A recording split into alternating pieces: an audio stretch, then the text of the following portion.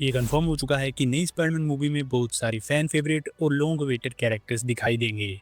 Movie की shooting शुरू हो चुकी है एंड पुराने एक्टर्स फिर से अपने रोल्स में लौट रहे हैं। ऐसा लग रहा है कि ये स्पाइडी की सबसे बड़ी विलन फील्ड मूवी होने वाली है, जहाँ इतने सारे खतरनाक विलन एक साथ दिखेंगे जितने हमने पहले कभी नहीं देखे। बट ट्विस्ट ये है कि इस बार अल्टरनेट यूनिवर्सेस से विलन्स नहीं आएंगे, बिकॉज दिस टाइम इस मूवी में ओरिजिनल मार्वल यूनिवर्स के विलन्स होंगे। एक काफी इंटरेस्टिंग डिटेल की बात करें तो स्कॉर्पियन को प्ले करने वाले एक्टर ने ये खुद कंफर्म किया है कि वो इस मूवी में वापस आ रहे हैं। वो ये भी बता चुके हैं कि इस फिल्म में स्कॉर्पियन एक ऐसा सूट पहनेगा जो मेटल और गामा एनर्जी से पावर्ड होगा। एंड गामा एनर्जी का नाम सुनते ही जो नाम सबसे पहले दिमाग में आता है वो है ब्रूस बैनर, यानी कि द हल्क। हमें याद है कि ब्रूस ने इन्फिनिटी स्टोन्स को भी गामा एनर्जी से ट्रैक किया था। ब्रूस ने अपनी पूरी लाइफ गामा एनर्जी को समझने और उस पर काम करने में बिताई है। And Spiderman brand new day में विलन्स जब गामा पावर टेक का इस्तेमाल कर रहे होंगे तो ये ऑब्वियस है कि ब्रूस बैनर इस कहानी का बहुत इंपॉर्टेंट पार्ट होगा। लेकिन कहानी यहीं पे नहीं रुकेगी। मूवी में एक ऐसा पॉइंट आएगा जहां ब्रूस अपना कंट्रोल खो देगा एंड इसकी वजह से ना सिर्फ स्पाइडी को दिक्कत होगी बल्कि पनिशर को भी परेशानी उठानी पड़ सकती है। ऐसा सुनने में आया है कि इस फिल्म में 3 अलग अलग वजह होंगी जिनके चलते पब्लिक स्पाइडरमैन के खिलाफ हो जाएगी। पहला रीजन है गामा पॉइजनिंग। इस पॉइजनिंग की वजह से ही हल्क का एक नया और सबसे डेंजरस वर्जन सामने आ सकता है, जिसे मेस्ट्रो कहा जाता है।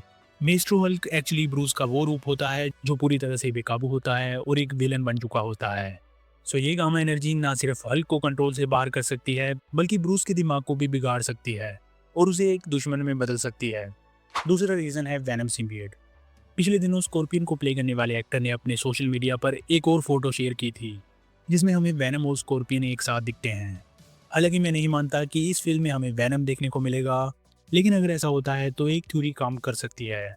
एंड इस थ्योरी के अकॉर्डिंग वेनम स्पाइडरमैन से पहले स्कॉर्पियन के साथ बॉन्ड करेगा एंड ये वही सिम्बियोट होगा जो नो वे होम के एंड में एमसीयू में शूट गया था।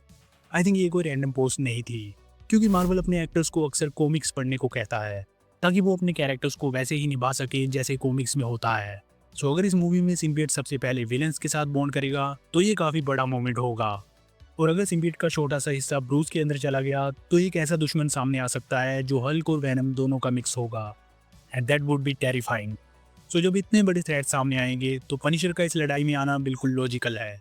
ऐसा सुनने में आया है कि पनिशर इस मूवी में अपने क्लासिक लुक में दिखाई देगा with his signature skull costume and deadly weapons. We already know कि स्पाइडरमैन को बहुत ही पावरफुल एनिमीज का सामना करना पड़ेगा और ऐसे में कोई ऐसा कैरेक्टर जरूर होना चाहिए जो एक्सट्रीम टैक्टिक्स यूज करता हो। So this is how Frank castle comes into the picture. ये बिना सोचे समझे हमला करता है और इसके पास ऐसे वेपन्स होते हैं जो वेनम जैसे सिम्बियोट बेस्ड एनिमीज को भी खत्म कर सकते हैं। एंड अगर स्कॉर्पियन और वेनम का कॉम्बो देखने को मिलता है तो इन्हें सिर्फ एक्सप्लोसिव वेपन से ही रोका जा सकता है।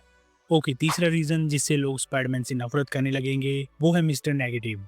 ये एक काफी पावरफुल विलन है जो हल्क जैसे विंग्स को भी मैनिपुलेट कर सकता है एंड उसे एक इवल वर्जन में बदल सकता है, जिसे हल्क एक अनकंट्रोलेबल मॉन्स्टर बन जाएगा। एंड ऐसा हो सकता है कि mister negative venom bonded scorpion पर भी अपना असर डाले और उसे एंटी वेनम में बदल दे। Just imagine a venom powered scorpion turning into anti venom. इसके अलावा एक और इंटरेस्टिंग अपडेट भी आई है। ऐसा सुनने में आया है कि इस फिल्म के पहले दिन जो सीन शूट हुए हैं उन्हें कैंसिल कर दिया गया है। अब मूवी की शूटिंग फिर से शुरू हो गई है एंड ये कंफर्म नहीं हुआ कि सोनी ने शूटिंग रीस्टार्ट क्यों की। वैसे भी जो लीक क्लिप्स आई थी वो इतनी खास नहीं थी, बस एक एक्शन सीन ही स्ट्रीट्स पर फिल्म हुआ था। अगर आप याद करें तो डेडपूल एंड वोल्वरिन की शूटिंग के दौरान भी बहुत सारे लीक्स आए थे। टॉम हॉलैंड की रीसेंट इंस्टाग्राम पोस्ट में हमें स्पाइडरमैन का नया कॉस्ट्यूम पूरा दिखाई देता है। साथ ही इसमें मूवी के डायरेक्टर की झलक भी मिलती है। ये सेम डायरेक्टर हैं जिन्होंने शैंग-ची जैसी सक्सेसफुल मार्वल फिल्म बनाई थी एंड अब इन्हें एक और बड़ी फ्रेंचाइज हैंडल करने का मौका मिला है। शैंग-ची के एक्शन को देखकर लगता है कि इस मूवी का एक्शन भी काफी जबरदस्त होने वाला है। जब हमने पहली बार स्पाइडरमैन के नए सूट को देखा था तो कुछ लोगों को टॉम हॉलैंड थोड़े अजीब लगे थे, लेकिन बाद में लीक्ड सेट फोटो से पता चला कि उन्होंने सूट के अंदर कुछ पहन रखा था ताकि उनके मसल्स उभरे हुए दिखे। इसका मतलब ये है कि स्पाइडरमैन उतना ही फिट दिखेगा जितना हम उसे देखना चाहते हैं। And honestly her super hero actor कुछ ना कुछ पैडिंग पहनता ही है। सो मार्वल की 2 बड़ी मूवीज 2026 में आ रही हैं, अवेंजर्स डूम्सडे एंड स्पाइडरमैन 4।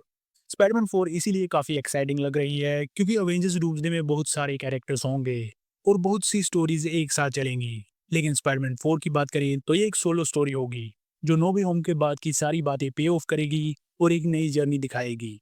पिछली तीनों स्पाइडरमैन मूवीज में हमने काफी एक्स्ट्रा ह्यूमन ड्रामा देखा है, जहाँ एमजे, आंट में और नेट जैसे कैरेक्टर्स काफ़ी ज़्यादा स्क्रीन टाइम लेते थे। पर नाउ ऐसा लग रहा है कि ये सब पीछे रहेंगे एंड स्पाइडरमैन खुद मेन फोकस में होगा। और यही रीज़न है कि ये मूवी एक सॉलिड स्पाइडरमैन स्टोरी बन सकती है। So what do you think? Spiderman brand new day में हमें क्या-क्या देखने को मिल सकता है? Let me know in the comments.